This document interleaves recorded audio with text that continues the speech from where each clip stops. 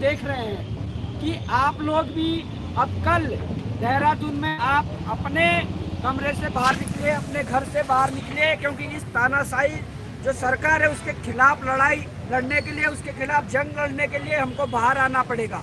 क्योंकि आपने देखा होगा, आप आज बड़ी संख्या में आए थे और उसके बाद आप देख सकते हैं कि बड़ी संख्या में आने के बाद सरकार इतनी गहरी निंद्रा में है, सरकार इतनी गहरी निंद्रा में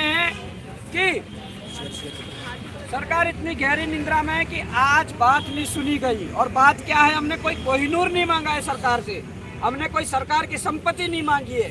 यहाँ का युवा चाहता कि एक पारदर्शी सिस्टम लागू हो, उस पारदर्शी सिस्टम से हमारे इन युवाओं की परीक्षाएं संपन्न हो, वो हमारी डिमांड थी। और हम तो धन्य हो गए कि अभिभावक खुद घर से निकलकर ऐसी कड़ाके की ठंड में आंदोलन को समर्थन देने और रात को धरने में आने के लिए सभी का स्वागत। तो मैं आपको मिलवाता हूँ, हमारे बीच में हमारी जो आंटी जी है, मैं उनको प्रणाम करता हूँ। और आंटी, क्या संदेश देना चाहोगे आप इन तमाम युवाओं के लिए, तमाम अभिभावक जो घर पे बैठे हैं? जी, प्रॉब्लम चल रही है, बच्चे बहुत डिस्टर्ब होते हैं। जब बच्चे डिस्टर्ब होते हैं, हमारे घर का माहौल, हम सब बहुत परेशान होते हैं। बच्चे डिप्रेशन में, आप इस चीज़ को समझें। बार बार पता चलता है फिर कुछ लीक हो गया, बार बार पता चलता है कुछ ऐसा हो गया, तो बच्चे बहुत परेशान हैं। आप समझे, पेरेंट्स बहुत ज़्यादा परेशान हैं। हम लोग उसकी तो सारी उम्मीदें रखते हैं, सरकार पर उम्मीदें रखते हैं, वो चीज़ें जब गलत निकलती हैं, सिस्टम में सब लोग ऐसे बार बार पकड़े जा रहे हैं, लोग बार बार ये चीज़ें हो रही है, आउट हो रहे हैं, लीक हो रहे हैं, तो हम सब ये सुन के बहुत परेशान हैं। घर का माहौल बड़ा अजीब है। इस वक्त हमें पता चला, हम बाकी घर से निकले क्योंकि देख के आते हैं ये सब क्या हो रहा है, क्या कर सकते हैं, कुछ समझ में नहीं आता है। पूरा हर जगह यही सुनने को मिल रहा है, बहुत परेशानी में।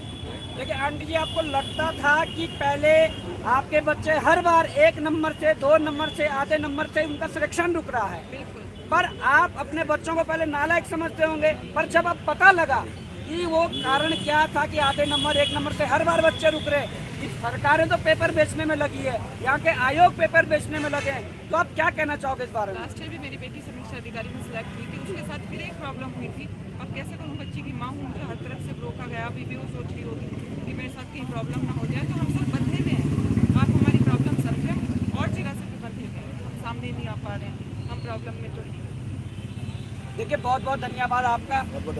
और भी अभिभावक आए हैं, तो मैं उनसे भी आपको रूबरू करवाऊंगा। और उनका जो समर्थन है वो आप देख सकते हैं कि किस प्रकार से हमें मिला हुआ है। और रात को भी ऐसी कड़ाके की ठंड में यहाँ पर बैठने का मतलब है कि इस आंदोलन को आगे बढ़ाना पड़ेगा, इस आंदोलन को अंजाम तक पहुंचाना होगा। और इस आंदोलन को आगे बढ़ा सकते हैं तो यहाँ के युवा बढ़ा सकते हैं, इस आंदोलन को अंजाम तक पहुंचा सकते हैं तो यहाँ के युवा पहुंचा सकते हैं। हमारे साथ द्विवेदी अंकल जी हैं, जिनका समर्थन लगातार हमें मिलता आ रहा है।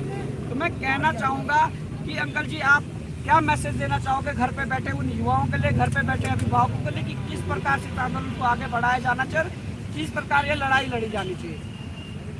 सबसे पहले मैं अभ्यर्थियों के लिए एक बात कहना चाहूँगा कि आपके अभिभावक भी आप पर विश्वास करते थे कि आप मेहनत कर रहे हैं और अच्छी तरह से परफॉर्म करेंगे।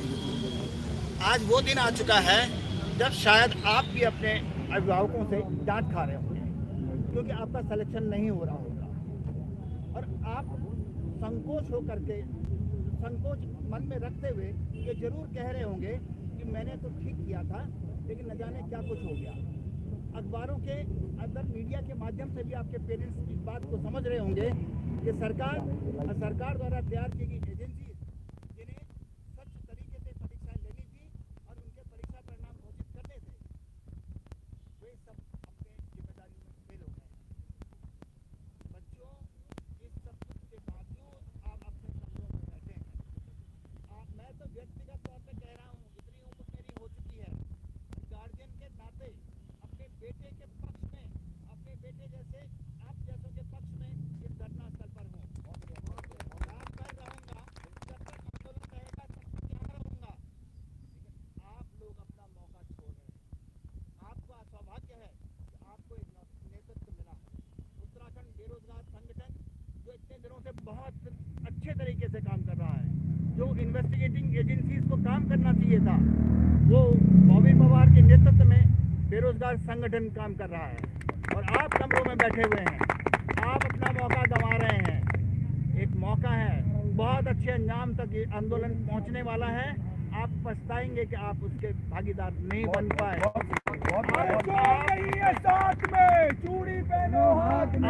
अपने कमरों से निकलिए, थोड़ी थोड़ी देर के लिए आंदोलन स्तर पर जरूर आइए।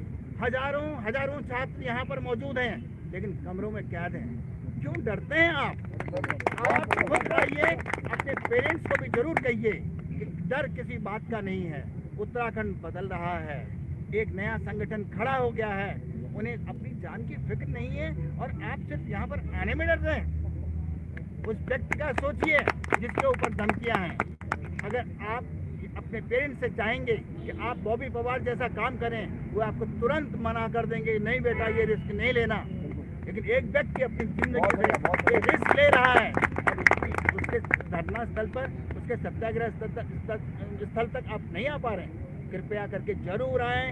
आपका सौभाग्य होगा कि आप इस सत्याग्रह के भागीदार होंगे। वे गार्जियन भी भाग्यशाली होंगे जो कम से कम कुछ क्षण के लिए यहाँ पर मौजूद होंगे।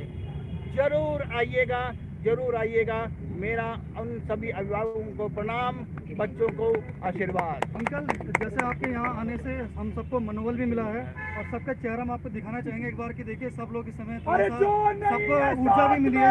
चूड़ी पहनो हाथ में, जो नहीं है साथ में, चूड़ी पहनो हाथ में। छात्र एकता जिंदाबाद, जिंदाबाद जिंदाबाद। छात्र एकता जिंदाबाद, जिंदाबाद जिंदाबाद। मातृशक्ति जिंदाबाद, जिंदाबाद जिंदाबाद। मातृशक्ति जिंदाबाद, जिंदाबाद जिंदाबाद। बॉबी भाई जिंदाबाद। बॉबी भाई तुम संघर्ष करो, हम तुम्हारे साथ हैं। बॉबी भाई तुम संघर्ष करो, हम तुम्हारे साथ हैं। पिथौरागढ़ से हमारी बहन हमारे बीच पहुंची है। आप देखिए सीमांत जिले से यहाँ पर हमारी बहन पहुंची है। आप क्या मैसेज देना चाहोगे यहाँ के युवाओं को और यहाँ के अभिभावकों को कल के लिए यहाँ पर आने के लिए? क्या मैसेज देना चाहोगे? सर मैं जहाँ से आई हूँ वहाँ से बसेस और ये सारी जो सुविधाएं हैं वो नहीं है। तो अब आप मेरा एग्जांपल लीजिए कि अगर मैं उस सीमांत जिले से आ सकती हूँ, तो आप जो देहरादून में बैठे, देहरादून की लाइब्रेरियों में या कम से कम 100 से ज़्यादा लाइब्रेरी है, उससे पढ़े ने ये सोच के कि 23 तारीख को एग्जाम होगा या हमारा कोई भी एग्जाम जो है वो पारदर्शिता के साथ होगा और हम लोग अपना रिजल्ट लेके ऑफिसर्स बनेंगे अच्छे। पर मैं आपको बोल देती हूँ कि ये आपकी बहुत बड़ी गलतफहमी है, क्योंकि जब तक इस भ्रष्टाचार का उन्मूलन नहीं होगा, हमारा भला कभी नहीं होने वाला, ना इस प्रदेश का भला होने वाला है। तो हमारा जो ये सत्याग्रह जो बॉबी भैया है उनके नेतृत्व में जो भी शुरू हुआ है आज सुबह से, और इन्होंने पूरी कसम खा ली और हमने इनके साथ पूरी कसम खा ली है। तो मैं जितने भी बच्चे हैं, उनके जितने भी अभिभावक हैं यहाँ पर हमारे साथ हैं, आंटी अंकल जी, उनको देख के हमारा इतना प्रोत्साहन हो रहा है, हम इतने खुश हो रहे हैं कि हमारे साथ सरकार नहीं है, हमारे साथ आयोग नहीं है, हमारे साथ कोई नहीं है, लेकिन ये सब लोग हैं हमारे साथ।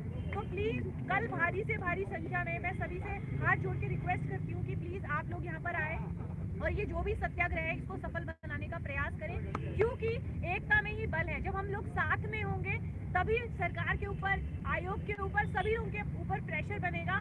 और ये जो लड़ाई है अब ये सिर्फ कुछ परीक्षाओं की नहीं रह गई है, ये सिर्फ ये भ्रष्टाचार की रह गई है और भ्रष्टाचार को उखाड़ना है और किसी भी तरीके से, क्योंकि अभी अगर हम झुक गए तो हम कभी नहीं उठ पाएंगे। बिल्कुल सही बात, बहुत सही बात।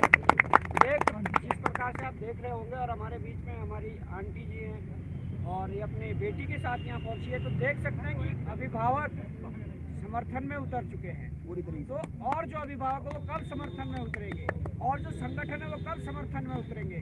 ये वर्तमान की लड़ाई के साथ साथ भविष्य की लड़ाई भी है, ये आने वाले पीढ़ी के लिए भी लड़ाई है। तो इस लड़ाई को लड़ने के लिए, इस लड़ाई को मजबूत करने के लिए हम सबको आगे आना होगा। तो आंटी जी आप क्या संदेश देना चाहेंगे? आप कल के लिए यहाँ छात्रों को मिलेंगे। मैं सभी अभिभावकों और छात्रों को कहना चाहती हूँ कि आप सभी यहाँ पर आएँ और हम सबका मनोबल बढ़ाएं। और सरकार से भी मैं कहना चाहती हूँ कि हम अभिभावक अपने बच्चों के साथ हैं और उनके साथ अन्याय नहीं होने देंगे।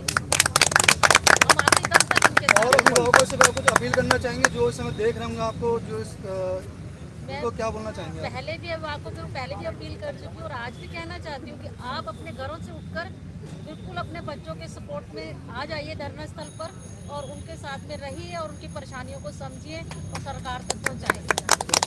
मातृशक्ति जिंदाबाद जिंदाबाद जिंदाबाद, मातृशक्ति जिंदाबाद जिंदाबाद जिंदाबाद। बॉबी भाई तुम संघर्ष करो, हम तुम्हारे साथ हैं। बॉबी भाई तुम संघर्ष करो, हम तुम्हारे साथ हैं। जैसा कि आप देख पा रहे होंगे कि किस प्रकार से यहाँ पर जो आंदोलन ये शुरुआत हो चुकी है, और मुझे लगता है कि इस आंदोलन को अब अंजाम तक पहुँचाने के लिए हम सबको एकजुट होकर लड़ाई लड़नी पड़ेगी।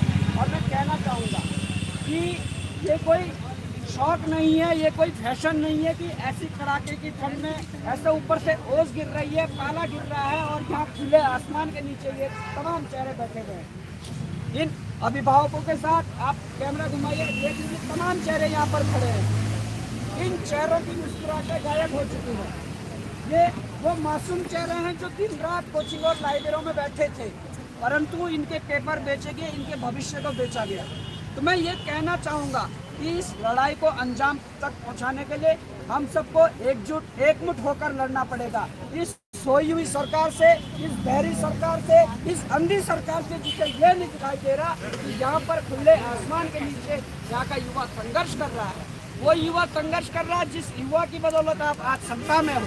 तो मैं ये कहना चाहूँगा, मैं ये संदेश आप सबको देना चाहूँगा, जितने भी अभी इस वीडियो को देख पा रहे हैं और जितने हमारे यूट्यूबर भाई हैं, जितने हमारे सोशल मीडिया में एक्टिविस्ट हैं, उन सबको मैं ये कहना चाहूँगा कि इस वीडियो को डाउनलोड करके आप अपने चैनलों में डालिए और तमाम लोगों तक पहुँचाइए और तमाम लोगों को ये कहिए कि आप कल गांधी पार्क पहुँचिए और गांधी पार्क में कल बड़ा जन सैलाब इकट्ठा करना है। गांधी पार्क के बाहर अगर जरूरत पड़ी, अगर सरकार नहीं झुकी, सरकार को झुकाने के लिए तमाम वो प्रकार के हम जो आंदोलन करेंगे उसके लिए तैयार रहिए। तो मैं यही कहना चाहूँगा। और बाकी जो मैं 2-4 मिनट का जो आपको शॉर्ट में जो वीडियो बना के थोड़ी देर में भेजूंगा कि कल की क्या रणनीति है, वैसे कल के लिए आप सभी तैयार रहिए, क्योंकि यहाँ पर हम बड़ा आंदोलन करेंगे। हमारे साथ हमारे राम कनवाल जी कोटद्वार से पहुँचे हैं, अतुल नेगी जी आप डाकपत्तर से पहुँचे हैं, पीछे आप देखिए तो हमारे मथुरी से हमारे नितिन भाई पहुँचे हैं, पूर्व अध्यक्ष रह चुके हैं छात्र संघ के। तमाम युवा आप देख सकते हैं कि पीसीएस के वो स्टूडेंट जो मेंस लिखने वाले हैं, जो कई बार इंटरव्यू तक गए हैं, वो यहाँ पर बैठे हुए हैं। वो ऐसे संघर्ष कर रहे हैं कि देखो जैसे, इसलिए वो संघर्ष इसलिए कि वर्तमान में अपने हक के साथ साथ भविष्य में अपने अधिकारों को, आने वाले पीढ़ी के अधिकारों को बचा सके। तो मैं ये कहना चाहूँगा कि आप कल के लिए तैयार रहिए, क्योंकि लड़ाई लड़नी है, लड़ाई को अंजाम तक पहुँचाना है और ये तानाशाही सरकार, इसे झुकाकर इस लड़ाई को जीतना है। तो साथियों अभी के लिए इतना ही। जय हिंद, जय भारत, जय उत्तराखंड। भाई संघर्ष करो, हम तुम्हारे